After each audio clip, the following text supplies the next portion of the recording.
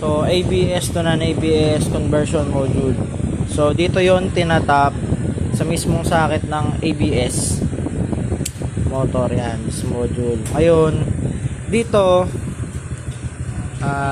yung black na may blue tsaka solid black na mataba, pagkasamahin yon, then itatap sa may black na galing ng module.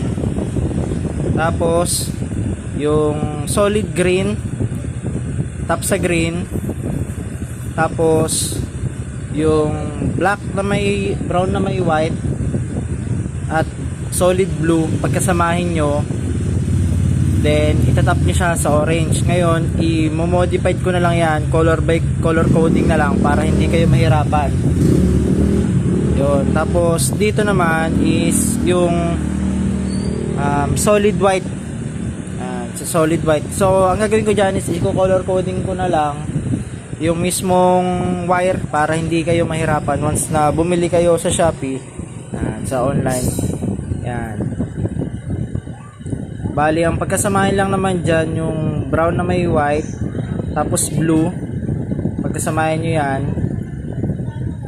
Tapos itong solid green sa green, solid white, gagawin natin yan solid white din para walang hindi kayo malito. Tapos itong solid black na mataba, solid black, at saka itong blue